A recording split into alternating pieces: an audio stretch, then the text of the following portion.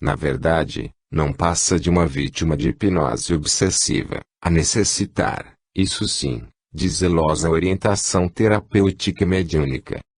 Um outro caso de fixação mental que, pelas consequências, pode ser considerada primária, relaciona-se com a prática de natureza hipnótica usada pelos encarnados entre si, também de efeitos temporários e imprevisíveis. Tal prática é igualmente comum entre os desencarnados entre si, sabendo-se, todavia, que, na maioria das vezes, o comando pode ser mais persistente e pernicioso. O desenvolvimento do processo de fixação mental pode levar, como anotado, ao monoideísmo e, em casos de comando mais severo e persistente, ao monoideísmo agudo. Monoideísmo define-se como um estado mental caracterizado pela predominância de uma ideia central. Quanto mais avançado o processo, mais essa ideia prevalece no campo mental, chegando a tornar-se única. Tal fenômeno, em que uma ideia determinada é cristalizada na mente do paciente, responde por vários tipos de desequilíbrios psíquicos, até mesmo os de natureza demencial, em que a deterioração mental torna-se, já, dificilmente reversível em dada encarnação. O monoideísmo é tema complexo e multifário, oferecendo, por isso, dificuldade a uma abordagem mais abrangente. Importante, todavia, notar que nem sempre resulta de um processo hipnótico, induzido por terceiro, como também nem sempre chega a ser, de fato, produto de uma ação hipnótica consciente. Com efeito, como se nota, às vezes, no processo simbiótico, por exemplo mentes fixadas em necessidades ou recordações funestas, mesmo sem nenhuma influência hipnótica exterior, unem-se a outras, por sintonia decorrente da afinidade espiritual, induzindo-as a estado semelhante, sem sequer se darem conta do que acontece. De outro lado, como se sabe, há o caso dos obsessores inconscientes dos atos que praticam, que chegaram ao estado de monoideísmo pela ação magnética de inteligências treinadas e más, que, penetrando em seu psiquismo, pelo caminho da culpa, conseguem perturbar-lhes a fisiologia do centro coronário de modo a impor-lhes ideia ou visão única, comumente relacionada com seu passado delituoso. Esses espíritos em desequilíbrio são conduzidos à união com outros que lhes correspondam em sintonia, estabelecendo-se o processo de obsessão sem que o agente direto sequer o perceba. Muitos casos, aliás, de obsessão por encomenda acontece com base nessa técnica hedionda. Nesse quadro, caberia menção, ainda, aos casos, entre outros, de reencarnação com desequilíbrios psíquicos congênitos, a evidenciarem que, muitas vezes, a cristalização mental, gerando graves disfunções perispiríticas, mormente nos centros coronário e cerebral, perdura mesmo depois do choque biológico do renascimento no corpo físico, no dizer de André Luiz, comparecendo, então, como distúrbio de natureza psicopatológica, atrair até tratamento psiquiátrico severo, em que mesmo eletrochoque ou insulinoterapia comparecem como recursos indicados. São dolorosas situações de consciências torturadas por imagens danosas do pretérito e que ainda poderão ser amplificadas pela ação hipnótica de perseguidores espirituais, cuja influência persista após a reencarnação. Trata-se, sobretudo, de grave enfermidade espiritual, a requisitar tratamento consciente e grande amparo afetivo.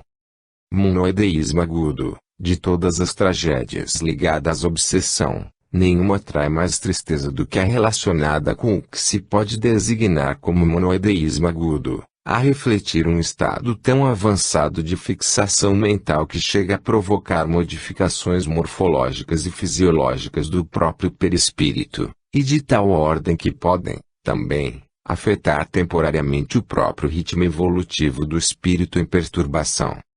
Entre os efeitos do monoideísmo agudo, arrola a literatura espírita os casos de contração perispirítica, seguida de alterações funcionais dos centros vitais e de consequências imprevisíveis, pelas graves limitações que impõe.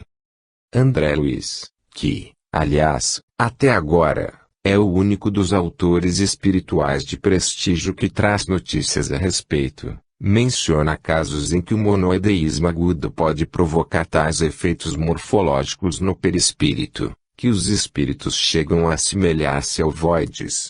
Estacionando nesse nível, perdido o contato com o mundo exterior, dormitam em estranhos pesadelos, caracterizando-se como verdadeiros fetos ou amebas mentais, mobilizáveis, contudo, por entidades perversas ou rebeladas. Tal fenômeno nem sempre envolve ação hipnótica exterior ou guarda, em si, relação com o processo obsessivo, embora, na maioria das vezes, possa representar instrumento dos mais perigosos se manipulado pelas inteligências perversas. Assim, esse estado agudo de cristalização mental pode ser o resultado de uma gradativa e profunda imersão do espírito em si mesmo, que, fechando-se em suas culpas, acaba isolando-se completamente do mundo exterior. Essa ocorrência, porém, não se constata somente entre os espíritos de consciência ensombrada pela delinquência. Informa o referido autor que se trata de fato comum, também, entre os espíritos primitivos, que, ao desencarnarem, perturbados e atemorizados, passam a nutrir com tal intensidade o desejo de retorno ao abrigo fisiológico que, por monoideísmo auto-hipnotizante, passam também a sofrer a retração morfológica e fisiológica do organismo psicossômico, processo que só é reversível por meio da reencarnação. Nos casos de obsessão, propriamente, o monoideísmo já é o produto da ação mental danosa de obsessores desencarnados sobre as almas que, por sintonia, como visto, submetem-se ao seu domínio. Inteligências infelizes, treinadas na ciência da reflexão, conseguem formar telas aflitivas em circuitos mentais fechados e obsessivos, sobre as mentes que magneticamente jugulam, frisa André Luiz, pela mediunidade de Francisco C. Xavier. E, como se viu, as infelizes vítimas desse processo, imersas em si mesmas, ainda são seguidamente aproveitadas por mentes trevosas, que delas se servem como instrumento, justapondo-as a novas vítimas, principalmente encarnadas, que então passam a afundar em sofrimento e loucura, sempre, porém, de acordo com os desígnios ditados pela lei das consequências. Da mesma forma, os que foram especificamente induzidos a cair em tal estado, pela ação hipnótica persistente, podem ficar submetidos ao envolvimento magnético dos mais danosos. Essa técnica perversa, aliás, encontra terreno fácil nos casos em que o monoideísmo agudo chegou a se instalar, de início, pela própria ação auto-hipnotizante do paciente. Soldadura perispirítica. A justaposição do agente ao paciente pode se verificar de tal forma que os perispíritos parecem se interpenetrar, como configurar uma quase fusão entre eles. Esse processo, que, pela persistência dessa interpenetração psicossômica, pode ser chamado de soldadura perispirítica, acontece sob o comando magnético de terceiros, espíritos treinados em tais perversidades, ou por ação natural do próprio obsessor. No primeiro caso, almas em desequilíbrio, inconscientes, até, do que ocorre, catalogando-se, entre elas, particularmente, as submetidas aos efeitos do monoideísmo, são magneticamente jungidas aos perispíritos das vítimas, provocando-lhes os mais graves desajustes psíquicos, responsáveis pelo surgimento dos numerosos distúrbios elencados em psicopatologia. No segundo, a atitude mental vingativa do próprio obsessor, fechado em seu ódio contra o obsidiado, ontem, normalmente, seu cruel algoz traço, leva a unir-se de tal maneira a este que os perispíritos parecem como que soldados entre si. A separação, nesses casos, demanda, não raro, especial cuidado e tempo, uma vez que seus efeitos, além de particularmente danosos, podem ser especialmente duradouros, considerando-se que esse tipo de processo quase sempre chega a abranger mais de uma encarnação, persistindo mesmo na fase S de intermissão do paciente. Infecção fluídica. Fenômeno dos mais comuns, tal como a infecção de natureza física, a infecção fluídica pode também, às vezes, ser usada como recurso de agravamento do processo obsessivo. Pelas informações que se colhe na literatura espírita mediúnica, é possível considerar que a infecção fluídica deva ser atribuída a diversos fatores, entre os quais a projeção obsessiva de formas pensamentos, a canalização de emanações deletérias e a transmissão ou implantação de germes psíquicos. Infecção por formas pensamentos. Esse tipo de ocorrência, a significar a infestação da mente obsidiada por formas pensamentos de teor altamente maligno, insistentemente projetadas pelo obsessor, podem causar prejuízos psiconervosos de dificílima reversão, até. Formas pensamentos com tal poder de dano não se confundem com as formas mentais comumente produzidas por encarnados e desencarnados, ainda que com nefastas intenções. São produto de inteligências treinadas, quase sempre cultivadas, do ponto de vista intelectual, mas tristemente descuidadas de sua evolução moral, cujas criações malignas são marcadas por especial intensidade e persistência. Observe-se, a propósito, que também nos casos de justaposição obsessiva, espíritos em processo de monoideísmo comunicam os pensamentos que se lhes fixaram no quadro mental, contaminando, assim, os que ficam sob seu jugo, mas produzindo efeitos que podem não ser tão acentuados como no caso anterior, em que as formas pensamentos são planejadamente criadas e projetadas, sob o impulso da vingança ou de simples maldade. Infecção causada por emanações deletérias. Espíritos com graves desequilíbrios psíquicos, que mostram em seu perispírito as mazelas que os refletem, transmitem aos sujeitos a sua influência, voluntária ou involuntariamente, por seu sob comando de terceiros, as forças deletérias que liberam, causando efeitos os mais nocivos e dolorosos. Com efeito, impregnando o perispírito do obsidiado com as emanações enfermiças que dele emanam, o obsessor, pouco a pouco, atinge não só a resistência psíquica do paciente, por comprometimento funcional dos centros coronário e cerebral, como, de consequência, o seu próprio sistema imunológico, de sorte que, sob a ação de tal processo de contaminação fluídica, passa-se a apresentar com o tempo sinais que correspondem ao estado doente do agente, podendo o quadro evoluir para situações de morbidez em que o prognóstico de cura se torna até difícil, se não for considerado o aspecto espiritual, fundamental no caso. Infecção causada por germes psíquicos, micro-organismos de natureza mental, produzidos por mentes enfermiças, encarnadas e desencarnadas, servem ao surgimento de todo um elenco de moléstias, muitas das quais nem sequer catalogadas no repertório patológico atual. Explica, a propósito, André Luiz. A cólera, a desesperação, o ódio, o vício, oferecem campo a perigosos germes psíquicos na esfera da alma.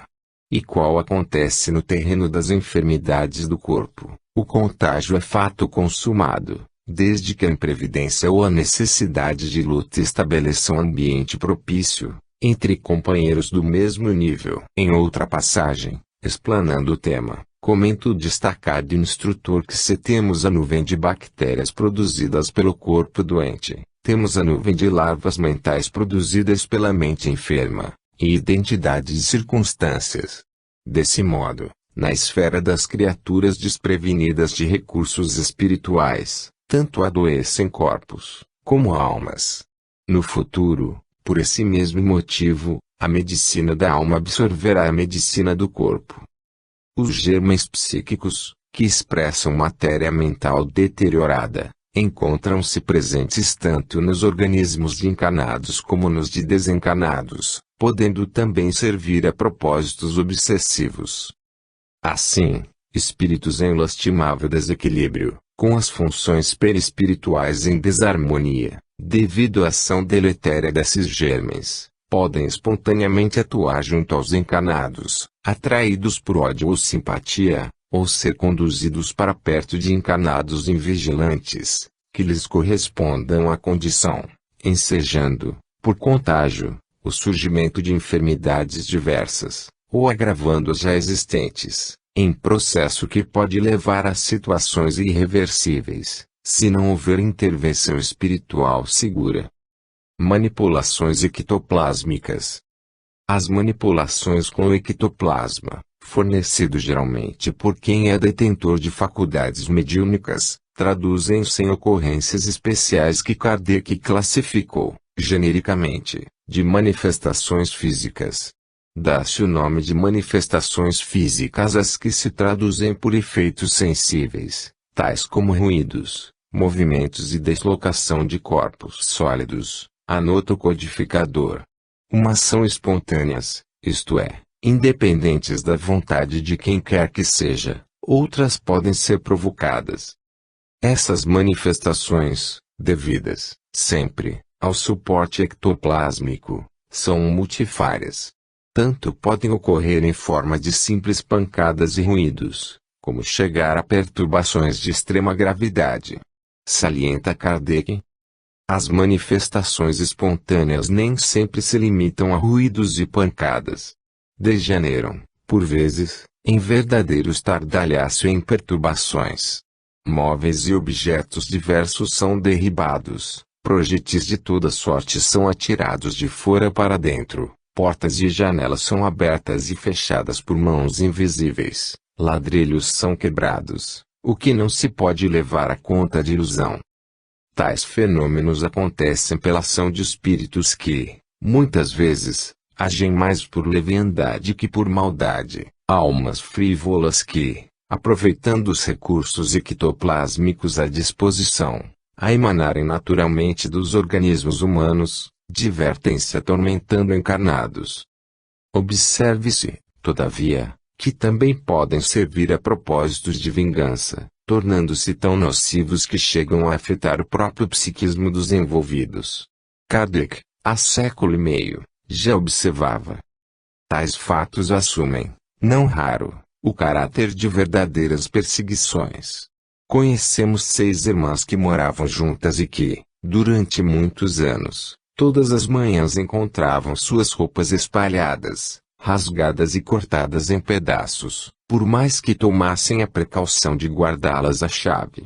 A muitas pessoas tem acontecido que, estando deitadas, mas completamente acordadas, lhes sacudam os cortinados da cama, tirem com violência as cobertas, levantem os travesseiros e mesmo as joguem fora do leito. Fatos destes são muito mais frequentes do que se pensa, porém, as mais das vezes, os que deles são vítimas nada ousam dizer, de medo do ridículo. Somos sabedores de que, por causa desses fatos, se tem pretendido curar, como atacados de alucinações, alguns indivíduos, submetendo-os ao tratamento a que se sujeitam os alienados, o que os torna realmente loucos. A medicina não pode compreender estas coisas, por não admitir, entre as causas que as determinam, senão um elemento material, donde, erros frequentemente funestos. A história descreverá um dia certos tratamentos em uso no século XIX, como se narram hoje os certos processos de cura da Idade Média. Trata-se de ocorrências que, em verdade, estiveram presentes em todas as épocas da humanidade. Bem conhecidas ao tempo do codificador, foram por ele cuidadosamente analisadas e até alguns casos de grande repercussão, na época, chegaram a ser citados na Revue Spirit, entre eles, por exemplo, o célebre episódio do espírito batedor de Bergzabern, na Baviera, cuja ação durou 8 anos, edições de maio, junho, julho, 1858, o do espírito de Dibelsdorf, na Baixa Saxônia, agosto, 1858, o da Rua des Noailles, em Paris, em que a vítima principal, uma doméstica, chegou a receber sérios ferimentos. Agosto, 1860, o de São Petersburgo, Rússia, com a produção, também, de golpes violentos, vindos, aparentemente, do vazio, abril, 1860, etc. Um dos maiores pesquisadores contemporâneos do poltergeist, o renomado cientista brasileiro Hernani Guimarães Andrade, fundador do Instituto Brasileiro de Pesquisas Psicobiofísicas, IBPP-, em cujos arquivos constam relatórios de numerosos casos, rigorosamente confirmados e estudados, assim o descreve. Infelizmente, um poltergeist nem sempre se mostra passageiro e benigno. É mais provável que ele volte a manifestar-se reiteradas vezes, de maneira insólita e inesperada, furtando-se à observação e ao controle das pessoas. Lenta e determinadamente, irá desmantelando a casa onde se instalou, criando uma atmosfera de permanente desordem e também de aflitiva apreensão. À noite poderão ouvir-se vozes e ruídos estranhos, pancadas e estrondos, seguidos de inúmeros focos de incêndio. Ninguém conseguirá dormir em paz. Ao esgotamento físico dos moradores da casa infestada, seguir-se-á a desnutrição. Surgem detritos repugnantes na comida. As panelas são levitadas e tiradas ao chão, derramando tudo e formando uma imundícia que desafia qualquer tentativa de limpar e pôr em ordem os objetos da casa. Alguns deles levam muitos anos para extinguir-se. Outros são mais benignos e logo cessam. Os mais temíveis são aqueles que provocam incêndios, para a pirogenia. A variedade é grande, mas todos eles apresentam características em comum: queda de pedras, movimento de objetos, ruídos, objetos que saem ou entram em recintos totalmente fechados, etc.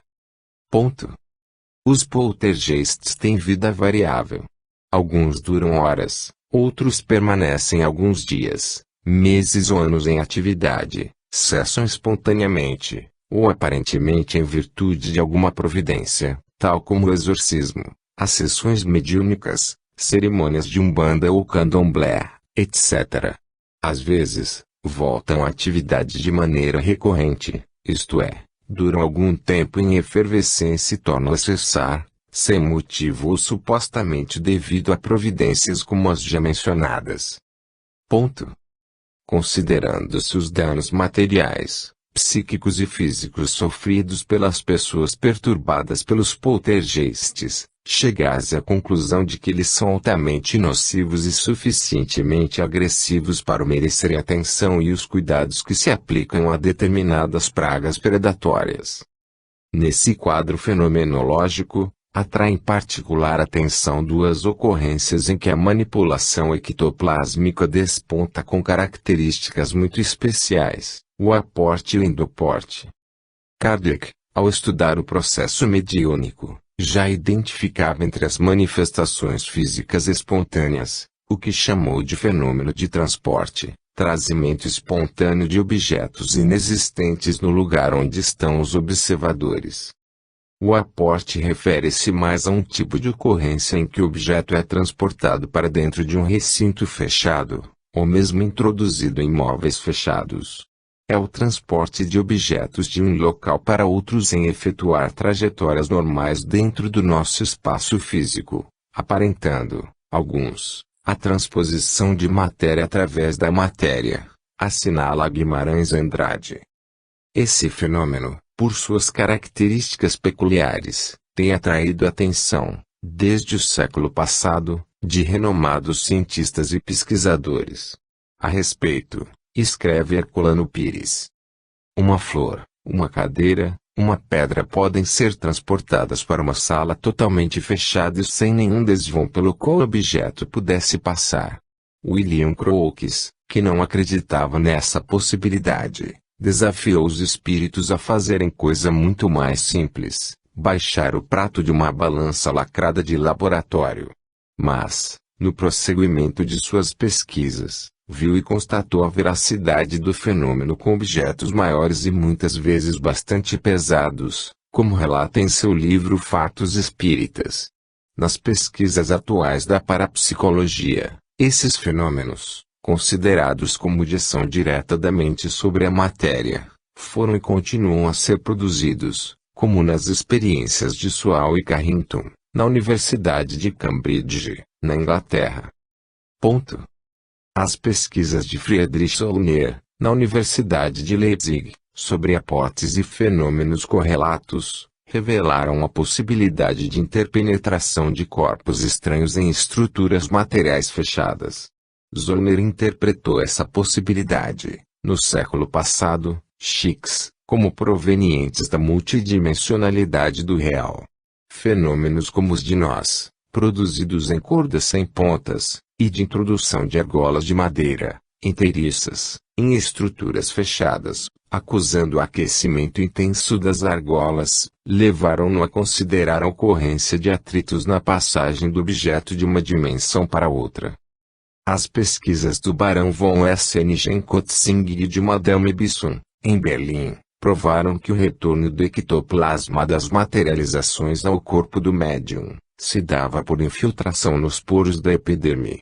As provas atuais de permeabilidade da matéria, pelas descobertas da física nuclear, trazem uma contribuição nova para essas tentativas do passado que foram relegadas ao esquecimento durante todo um século. Tornou-se teoricamente possível a introdução de objetos estranhos em corpos fechados, que no século passado, pareciam impossíveis. Sugerem alguns textos, como visto, que o fenômeno do aporte acontece devido à permeabilidade da matéria. Todavia, não pode deixar de ser especialmente valorizada a hipótese de que os objetos possam, também, graças ao suporte ectoplásmico, ser desmaterializados e, depois, rematerializados, ideia que, de igual forma, se aplica ao caso de transporte de corpos humanos, que passam de um local para outro sem que se perceba por onde, como assinala a J. H. Pires - em processo que seria necessariamente sustentado pelo perispírito, para o qual, como se sabe, inexistem barreiras físicas. Tal possibilidade, aliás, é perfeitamente admissível quando se lembra, por exemplo, que uma médium famosa como Elizabeth Sperancey, Madame de Sperancey, diante de pesquisadores os mais respeitáveis, tinha seu corpo parcialmente desmaterializado e, a seguir, rematerializado, conforme nos dá conta o notável investigador Aksakoff, em trabalho de grande repercussão, publicado em Leipzig, sob o título Einschätzung Beleren des Phänomens der Materialisation von Alexander Aksakoff. A Febo publicou sob o título, Um caso de desmaterialização parcial do corpo de uma médium. 1900. Diante do exposto, é fácil compreender como o aporte e as ocorrências de poltergeist em geral podem crescer em nocividade quando empregados como técnica de obsessão.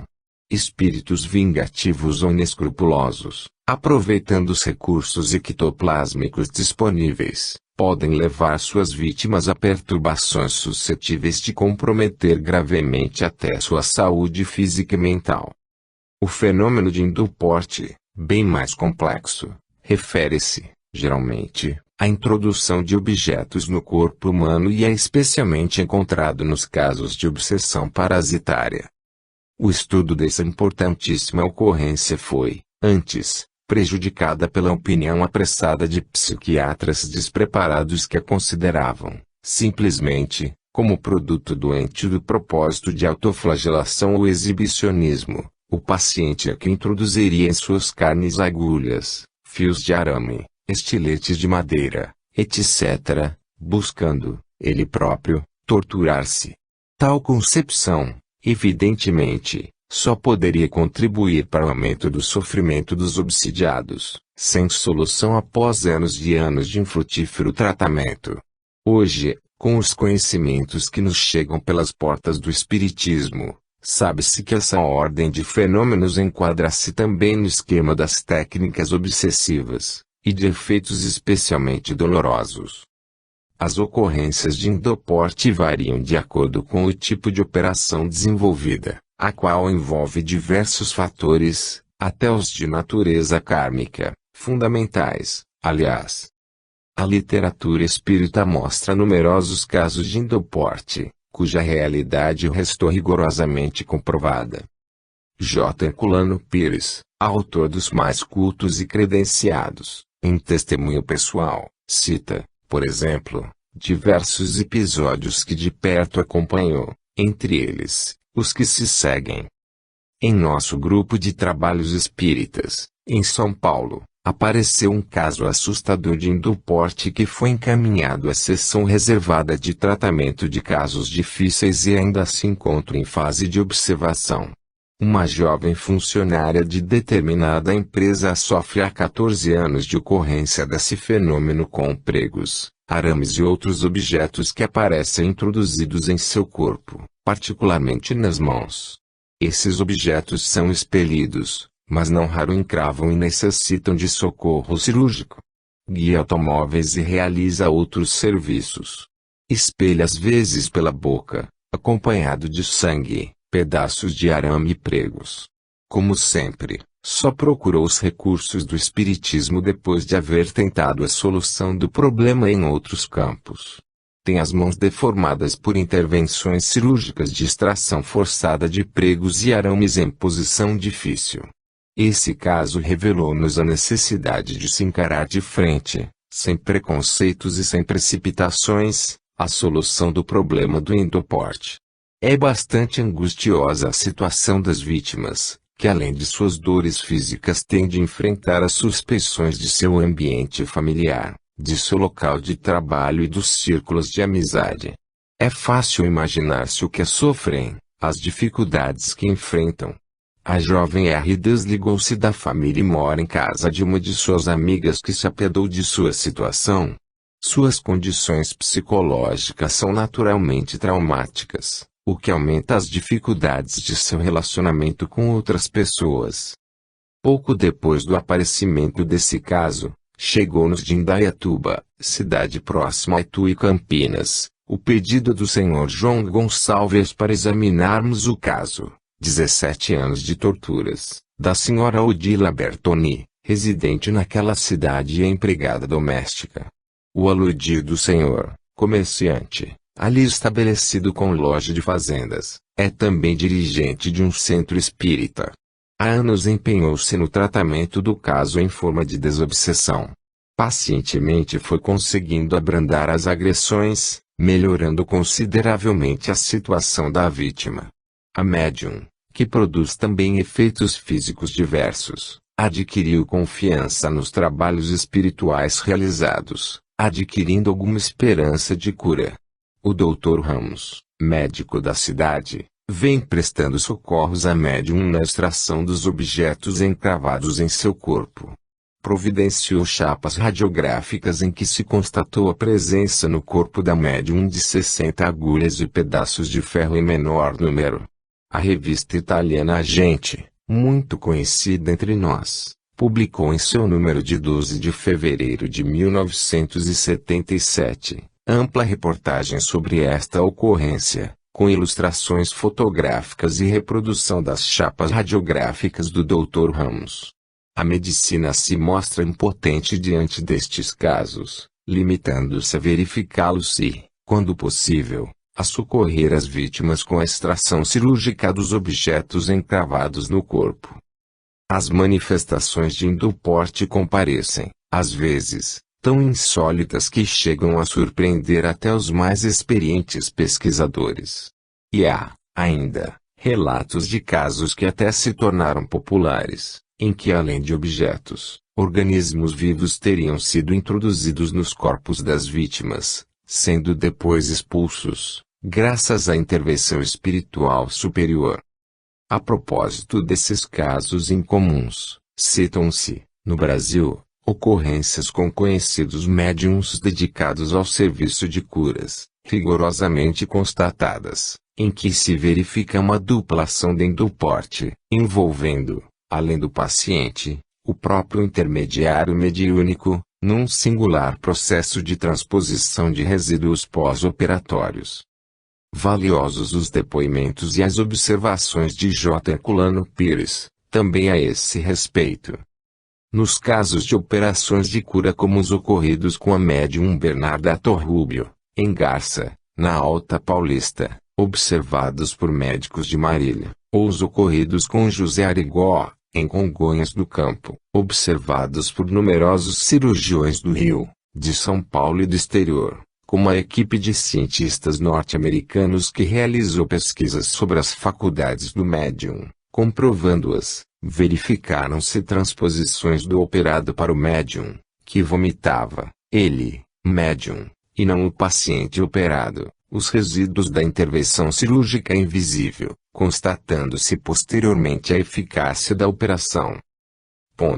Em nossas pesquisas, realizadas em Congonhas e nas observações de convivência com o médium em períodos que variaram de uma semana a 15 dias de cada vez, na maioria das vezes, hospedando-nos na própria residência do médium pudemos observar intensamente as atividades de sua vida diária, interpelá-lo muitas vezes e observar as suas atividades cirúrgicas com mais de 100 pacientes. A cirurgia de Arigó, como a da médium Bernarda Torrubio, se processava de maneira simples, por meio de incorporação mediúnica e imposição das mãos, sem toque no paciente. Este sentia engulhos, dores leves, e, quando supunha que ia vomitar, era o médium quem vomitava os resíduos da operação. Nesse estranho processo, é evidente que havia transposição dos resíduos do organismo do paciente operado para o estômago do médium, que os vomitava. A realidade desse fato, em que temos observado em cada operação a evidência de uma dupla ação de induporte, no paciente e no médium, revela-nos a possibilidade da introdução de objetos no corpo de uma pessoa por entidades vampirescas. Provocação de reflexos anímicos. Entre as técnicas empregadas pelos obsessores, figura o uso de recursos como a indução telepática e o magnetismo, para a provocação de reflexos anímicos, principalmente no exercício mediúnico. Em princípio, o termo animismo, em espiritismo, como já visto, só é traduzir a ideia de que o próprio espírito do médium manifesta-se, em estado de transe, independentemente da presença de um desencarnado. O fenômeno que não se confunde com o mediúnico, propriamente, liga-se a uma espécie de dissociação psíquica, que não só leva à exteriorização de lembranças recalcadas na subconsciência, como pode provocar também, em casos mais agudos, o ressurgimento até de personalidades vividas no pretérito. Também, um agente obsessor pode atuar sobre o médium e levá-lo a perder parcialmente o domínio da mente, fazendo-o mergulhar nos arquivos mnemônicos de suas pretéritas experiências e manifestar-se como se mediunizado estivesse. Referindo-se a esse fenômeno, aproveitado pelas inteligências obsessoras, ensina André Luiz, por Valdo Vieira. Frequentemente, pessoas encarnadas, nessa modalidade de provação regeneradora, são encontráveis nas reuniões mediúnicas, mergulhadas nos mais complexos estados emotivos, quais se personificassem em entidades outras, quando, na realidade, exprimem a si mesmas, a emergirem da subconsciência nos trajes mentais em que se externavam em outras épocas, sob o fascínio constante dos desencarnados que a subjugam. Os efeitos da ação obsessiva comprometendo diretamente o equilíbrio funcional dos centros coronário e cerebral e levando o médium a centralizar-se em si mesmo, em preocupações do presente e experiências do passado, bloqueando a possibilidade de manifestação de outro psiquismo que não seja seu, podem comprometer o progresso espiritual do paciente, se ausentes o conhecimento, a vigilância e a vontade de melhorar-se. Pois bem se sabe que, seguidamente, o animismo, no exercício mediúnico, é estimulado por obsessores inteligentes e tecnicamente preparados, que, também, não só visam prejudicar o médium, como o próprio grupo mediúnico. provocação de efeitos sensitivos particulares. Numerosos registros dão conta, também, da existência de uma técnica de obsessão especialmente perturbadora, que consiste na provocação de efeitos sensitivos particulares. Agentes obsessores, aproveitando-se das potencialidades mediúnicas dos pacientes, provocam-lhes sensações não só desagradáveis como, às vezes, até bem dolorosas. Obras que tratam da mediunidade têm mostrado como chegam a ser comuns, até, casos em que o paciente passa a sentir dores constantes em certa parte do corpo, dando a impressão de que se referem a súbita enfermidade, mas cuja origem surge, afinal, inexplicável. Tal processo não se restringe à geração de sintomas dolorosos de doenças fantasmas. Acontece muitas vezes, serem ativadas, por meio de ação magnética dirigida aos centros de força do perispírito, faculdades específicas do sensitivo, que então passa a ouvir, por exemplo, ruídos, gargalhadas, vozes estranhas, zombeteiras ou ameaçadoras, como que vindas do exterior ou produzidas dentro do próprio cérebro, uma espécie de pensamento sonorizado, segundo palavras de Francisco C. Xavier, ou haver imagens assustadoras, espíritos revestindo aspectos medonhos, ou, ainda, a sentir incessantes odores nauseabundos, sem que seja definida sua origem. Trata-se, infelizmente, de mais um arsenal de recursos obsessivos, que inteligências maldosas e bem treinadas utilizam para martirizar suas vítimas, e os que com elas se encontram envolvidos por vingança ou por simples vontade de prejudicar, sempre, porém, de acordo com a lei da sintonia mental. Observe-se, contudo, que, às vezes, embora o móvel nefasto dos obsessores, espíritos superiores, buscando aperfeiçoar mediunidades, permitem, enquanto necessário, que esses utilizem tais técnicas, com vistas a resultados de significativo valor didático. Tipos de obsessão. Os tipos de processo obsessivo variam, praticamente, de acordo com as técnicas empregadas pelos obsessores, podendo, de conformidade com certas características perceptíveis como dominantes, ser catalogados como obsessão ordinária, fascinação, obsessão noctípica, obsessão simbiótica, obsessão parasitária e subjugação. Trata-se, evidentemente, de uma tentativa apenas de classificação, que o tema é dos mais complexos e sabendo-se que, em verdade, por enquanto, só nos foi dado perceber alguns sinais do que acontece em tal domínio. Obsessão ordinária. Tipo de ocorrência mais comum. A obsessão ordinária geralmente é temporária e seus efeitos podem não ser, relativamente, tão danosos como nos demais casos.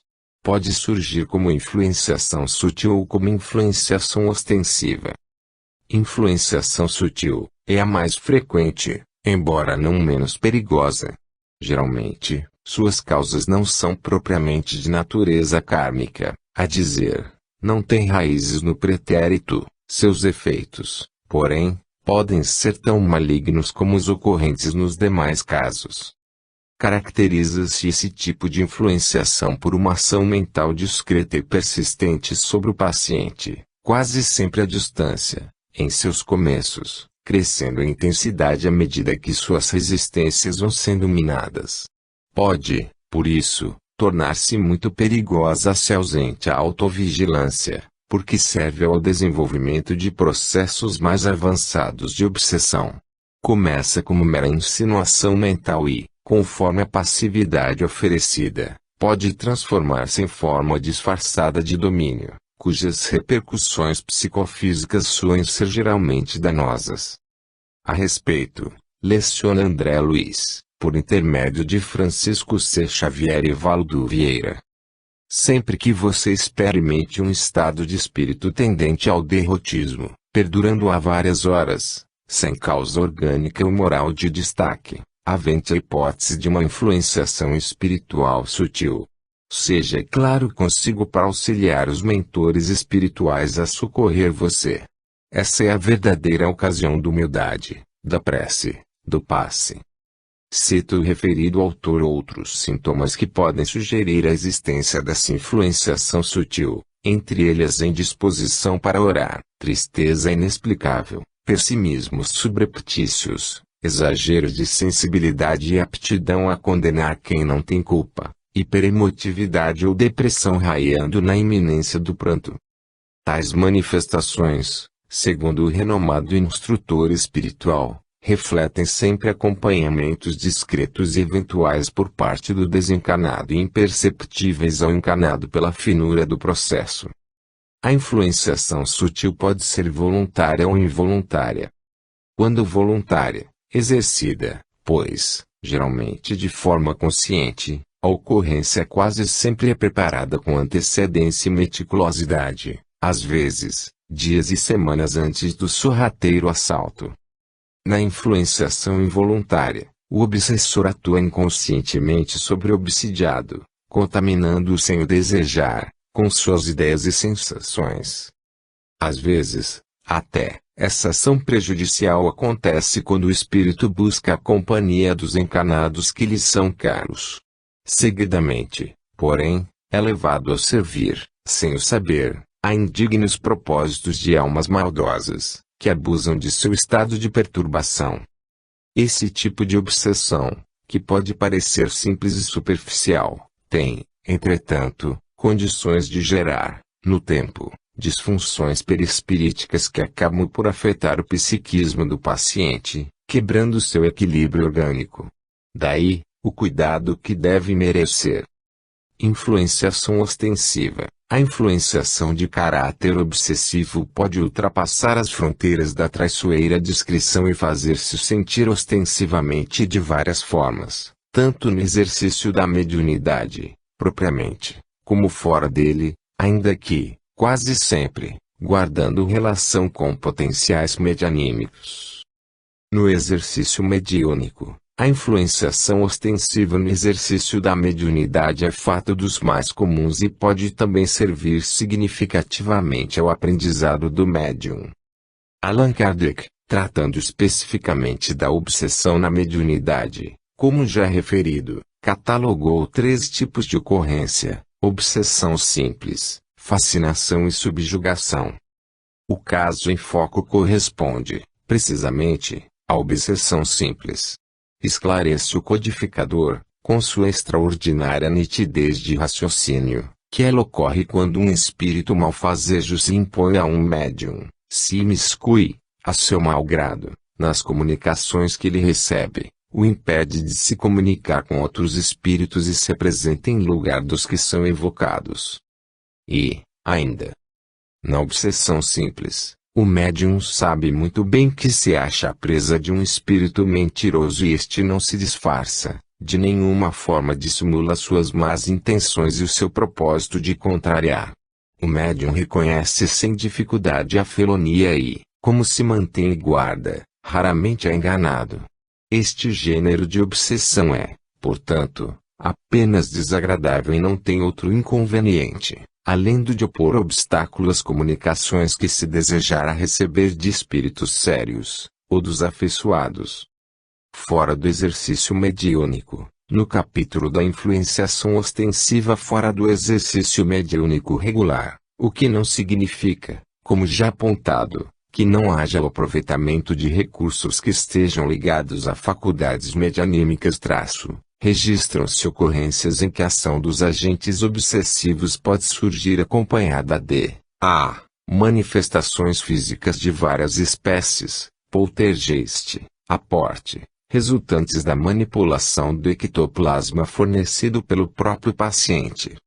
Outras vezes, como já referido quando do exame das técnicas obsessivas, provocação de efeitos sensitivos particulares, essas manifestações apresentam caráter mais subjetivo, aparecendo na forma de b. efeitos sensitivos especiais, sons, imagens, sensações, os quais, embora temporários, podem causar dores e mal-estares. A propósito, Depoimento memorável do célebre médium brasileiro Francisco Cândido Xavier, em entrevista a Geraldo Lemos Neto, outubro, 1991, relatando experiência pessoal que teve no passado, ilustra magnificamente esse tema.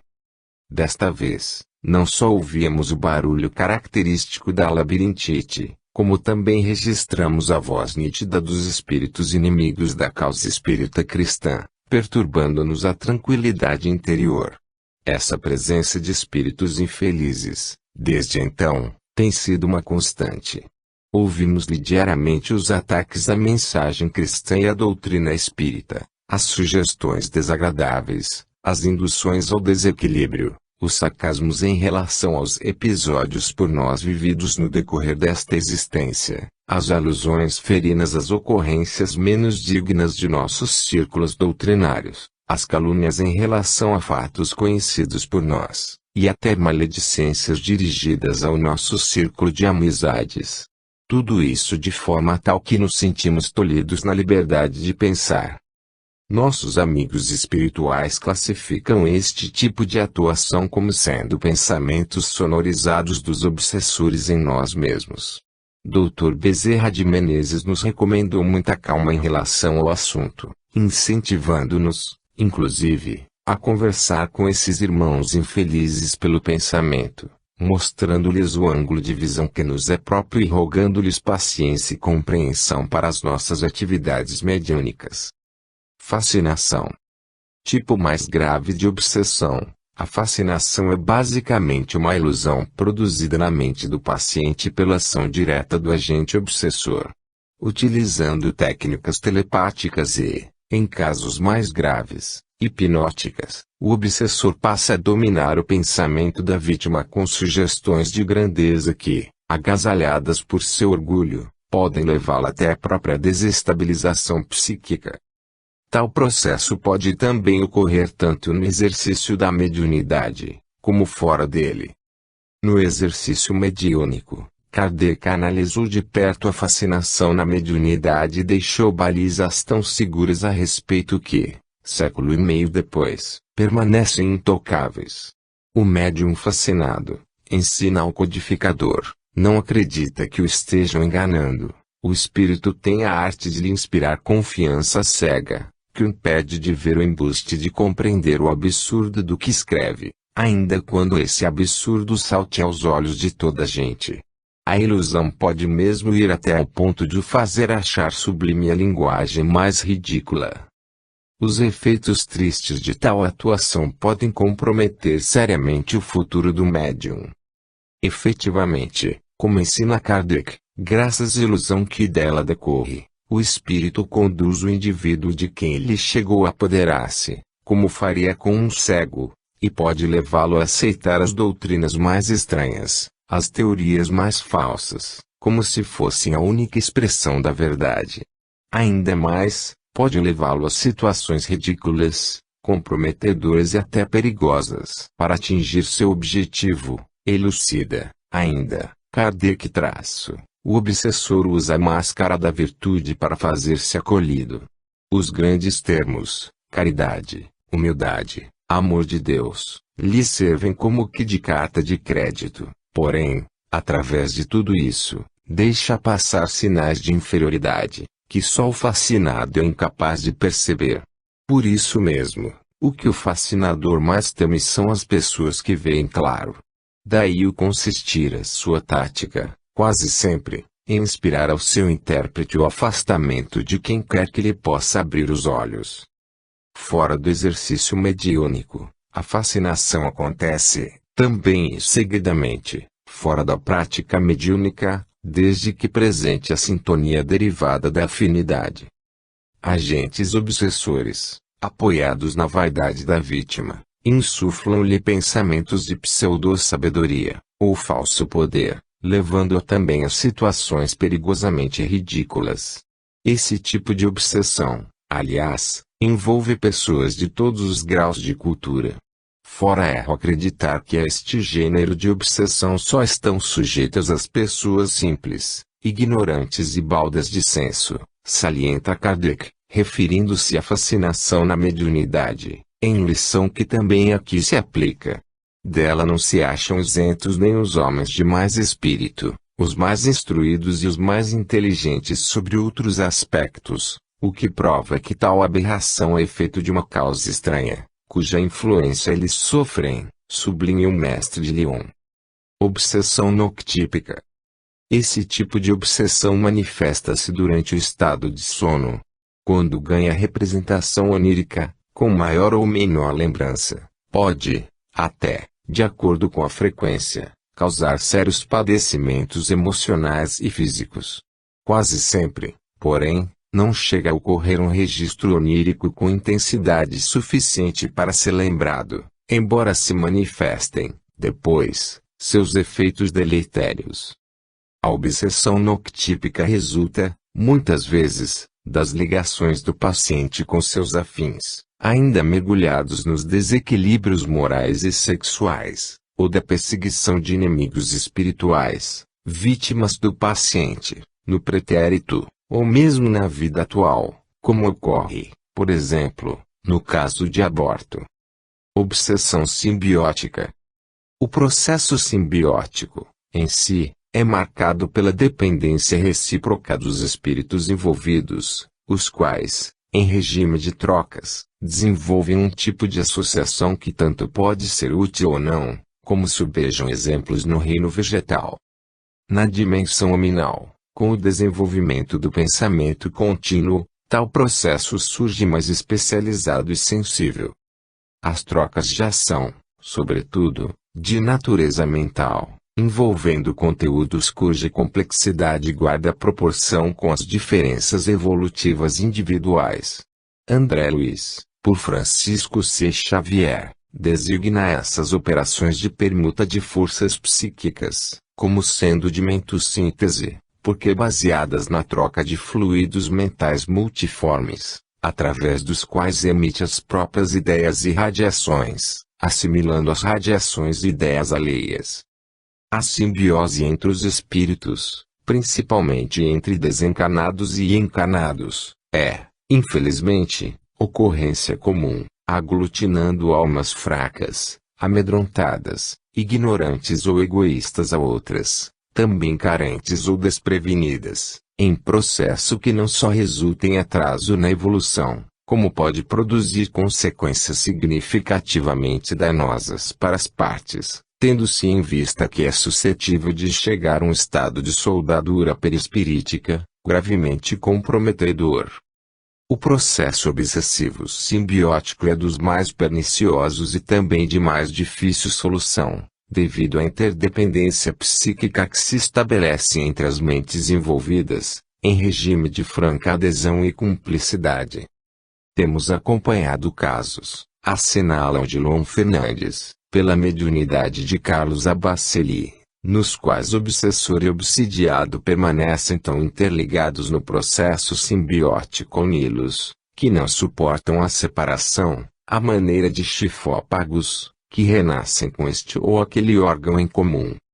Trata-se, como se vê, de uma relação sintônica, a configurar intrincado processo de interdependência, de mútua adesão, que algumas vezes mais parece uma espécie de obsessão recíproca, como a denominam alguns autores.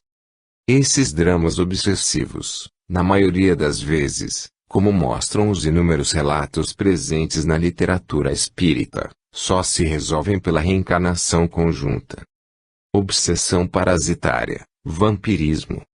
Assim como parasitos agridem o hospedeiro, nos reinos vegetal e animal, absorvendo-lhe a vitalidade e vivendo à sua custa, almas enfermas, aproveitando-se das condições parasitogênicas que as qualidades morais de pacientes invigilantes propiciam, podem justapor-se aos seus perispíritos, sugando-lhes as energias, infectando-os com seus miasmas e alterando-lhes, seriamente, o equilíbrio fisiológico e mental. Nesse processo, especifica André Luiz, por Francisco C. Xavier, o obsessor liga-se à vítima através do veículo perispíritico, na região cerebral, dominando a complicada rede de estímulos nervosos e influenciando os centros metabólicos, com o que lhe altera profundamente a paisagem orgânica. Buscando analogia nos reinos inferiores da natureza, onde os parasitas são classificados em ectoparasitas, com ação limitada às zonas de superfície, e endoparasitas, alojados na intimidade do corpo do hospedeiro, André Luiz, pela mediunidade de Evaldo Vieira, compara os agentes do vampirismo espiritual a esses seres. Alguns, como os